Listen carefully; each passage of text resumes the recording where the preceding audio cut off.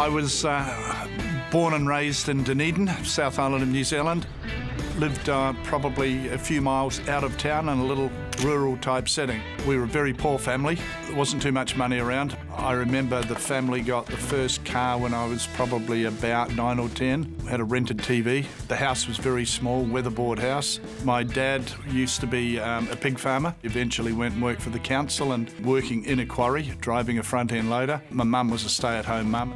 My dad had worked through the day and then he would be out cleaning offices at night time, and then on Friday nights I'd go and do sort of half of the cleaning contract. So he'd drop me off and I'd go and do a large educational facility. At the same time I used to have a job on the weekends milking cows down the road and working on a farm in my school holidays, which I enjoyed. I didn't really have a dream on what I wanted to do with my life. I kind of knew what I didn't want to do. I wanted to get out of that situation I was in. Not going to school was probably part of the plan. Actually, I left the day I turned 15, and the following day I found a job, and the day after that I was on the job 100 miles sort of north of Dunedin on a farm. That was the start of my working career. I'm Chris Ellison. I'm the founder and the Managing Director of MinRes. I got an opportunity on a station around the road, so quite a large turning point in my life when that happened. They looked after me like I was part of the family. I actually was while I was there, and ate with them and loaned me a vehicle whenever I needed, and just done everything almost like it was your mum and dad. But it really it changed my view of people in the world. When I was 18 and 19, I ended up on New Zealand's biggest cattle station, big station called Molesworth, real high country, and on horseback for 10 months of the year, and everything that can happen happens. I mean, I've gone over backwards into a river on a horse. I've been dragged down a riverbed by a horse. I was riding out on a young horse and sort of thought I was on top of everything. And in those days I used to roll smoke, so I'm rolling a smoke on the edge of the river, and this horse decides it didn't want me on its back, and I'm trying to hold the tobacco and the tissue paper in one hand, and I'm bucking down the river. I loved it with a passion, but I could see I never had a future. I wanted to own my own farm, was eventually the dream, and I knew that I was never going to get enough money doing what I was doing to do that. We were in the Normandy Hotel one Friday night, and probably about 11 o'clock we decided that we'd head off to Australia and get a job in the mines, make a lot of money, and we'd have enough money to go and put a deposit on a farm. Come Monday night, I got home and there's a knock on the door. It's Dizzy. Dizzy goes, "Got the tickets?" And I go, "You what? Got what?" And he said, "Got the tickets to Oz. We're going to Oz." And I'm going, "Are you for real?" I said, I'm not going to Australia." And he said, "Well, look, I paid for the tickets. You owe me the money." And he said, "I can't get the money back. I got the cheap ones." We ended up getting on a plane, and 6 weeks later, and flew over to Sydney. Bought ourselves a Black Holden Monaro, which was a pretty hot car in its day. So we'd go and apply for jobs, and what can you do? And we'd say, anything. No, what do you do? No, literally, we can do anything. What are you qualified for? Well, I can ride pretty good, can drive anything. So we went all the way up the east coast of Australia, and someone said there's a lot of work in Darwin. They had a cyclone. So 3 days later, we ended up in Darwin. Got a job in a power station that they were building. I remember Dizzy and I went in to check them out and see if they got anything going, and spoke to the foreman, and he said, "What are you doing?" The normal thing, we do anything. And he said, "Okay, I'll give you a tryout." So we're walking out the gate, and Dizzy says to me, "What's a TA?" And I said, "I have no idea." And he said, "Do you think we should find out?" And I said, "Does it matter? They're going to pay us $213 a week, Dizzy, and if we work Saturdays, we get overtime. Who cares what a TA does?" So that was us. That was my first job in Australia.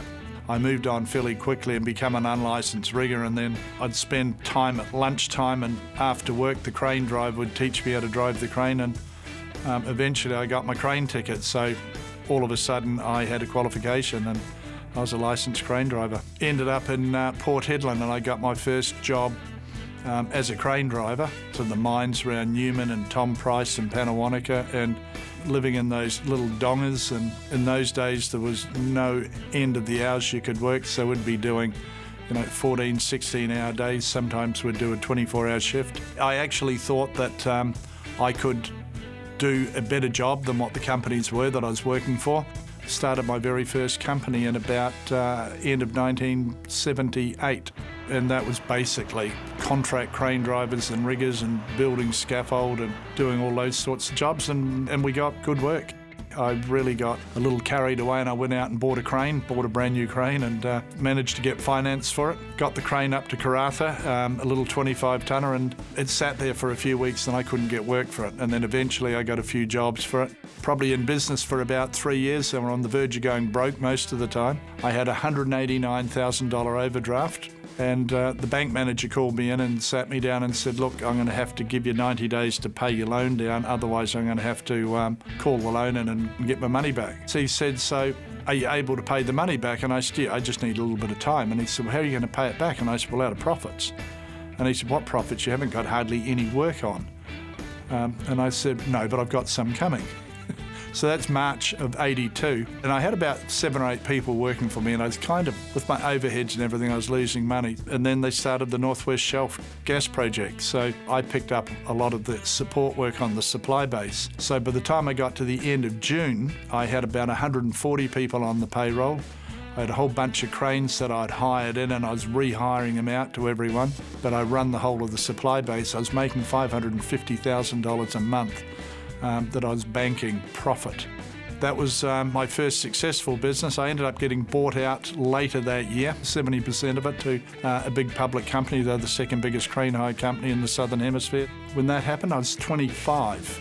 I remember when I got taken over, I went for my first board meeting in Melbourne. So the youngest director on the board was 65, up to about 82.